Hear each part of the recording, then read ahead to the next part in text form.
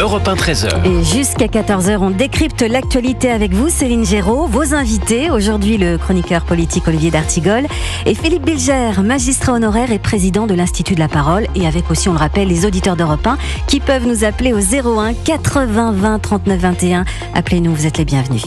Et nous, bienvenue à bord. Bonjour. Bienvenue. Bonjour. Voilà, ravi de vous retrouver, Philippe et Olivier. On va revenir évidemment sur cette lettre d'Emmanuel Macron qui a fait beaucoup réagir. Il a finalement choisi d'écrire. Il était silencieux, vous l'aviez noté depuis dimanche. Et dans la presse quotidienne régionale, alors dans ce courrier, il estime que personne ne l'a emporté aux législatives. Il appelle les forces politiques républicaines à bâtir une majorité solide autour de compromis, après quoi il nommera un Premier ministre. Alors évidemment, la classe politique a réagi dans son ensemble. Mais avant d'en parler, on va écouter François Bayrou, le président du MoDem, qui défend la lettre d'Emmanuel Macron. Je pense qu'il a voulu donner une chance, montrer de manière explicite, indiscutable, qu'il leur faisait confiance, qu'il était prêt à leur faire confiance. Mais les forces politiques, ce qui domine leur vision, c'est l'intérêt de leur parti politique, donc l'intérêt partisan. Et donc, j'imagine que dans les 2-3 jours qui viennent, peut-être certaines d'entre elles vont réfléchir. Je l'imagine sans en être totalement certain. Et donc, après, on va revenir à ce qu'est la logique de nos institutions. C'est-à-dire d'abord nommer le Premier ministre, en fait, choisir le Premier ministre. Et peut-être on peut expliquer ça. Voilà, Bayrou qui fait du service après-vente, Olivier d'Artigol. Cette lettre, Chronos, le maître du temps, et Jupiter ont un fils, il s'appelle Emmanuel. Très bien. On peut dire ça ou pas ? Mais cette lettre ne donne pas la solution au problème. Et étant donné que c'est celui qui a créé le problème qui écrit aux Français, il y a le sentiment qui se met un peu en surplomb. Vous savez, comme ces enfants, mis dans cette panade. Vous savez, comme ces enfants très très colériques qui mettent une pièce sans dessus-dessous et qui après disent à d'autres personnes mais c'est à vous de ranger. Oui. Donc les réactions dans la classe politique sont plutôt tiède, voire très fraîche. Rien n'est réglé. On voit très bien que la prochaine étape, la prochaine date véritablement inscrite à l'agenda, c'est le 18 juillet.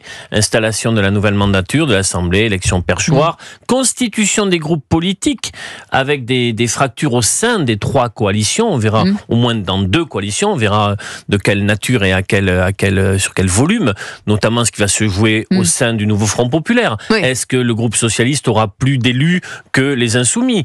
Que va-t-il se passer au sein de la Macronie? Est-ce que Sacha Houlié aura des troupes avec lui?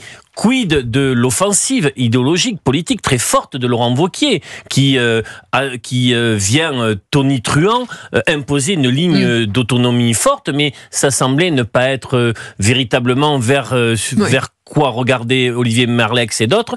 Tout va se décanter petit à petit. Philippe Bilger, un président... Au risque d'affadir un peu le débat, je ne suis pas complètement en désaccord avec Olivier d'Artigol. Ouais. D'abord, je voudrais attirer l'attention des auditeurs et sur le fait que avoir choisi une lettre n'est pas neutre, tout de même. Il aime ça, lettre, pour la première. Oui, j'entends bien, Céline, mais on envoie un message...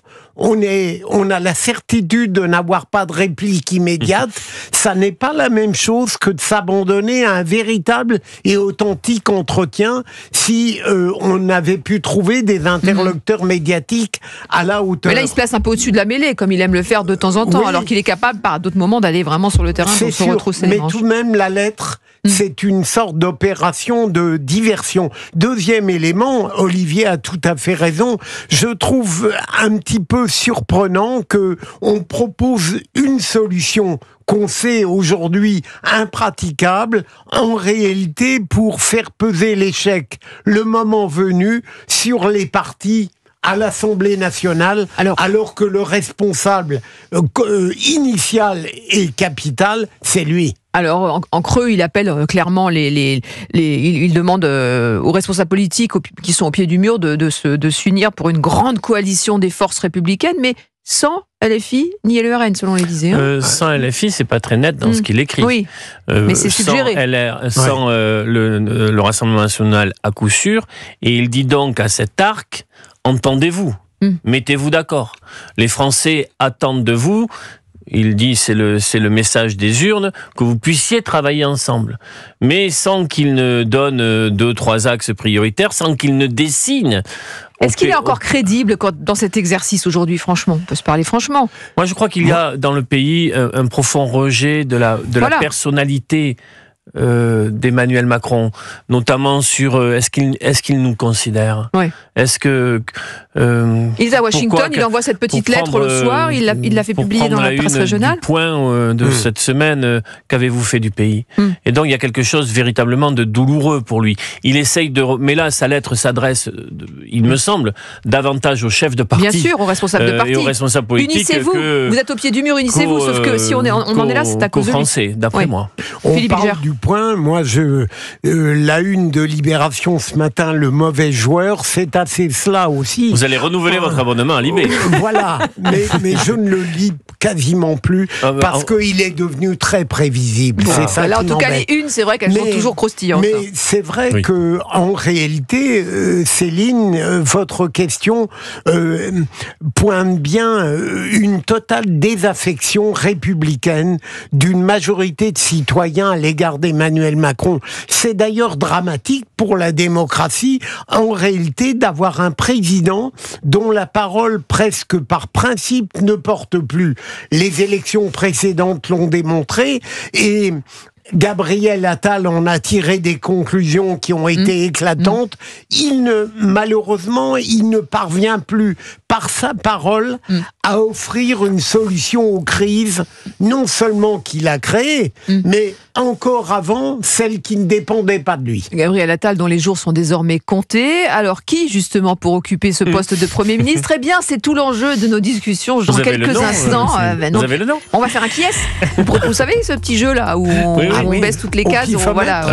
J'ai des lunettes, j'ai des cheveux, voilà. On va faire ça. On va voir si on le trouve, peut-être. On se retrouve dans quelques instants.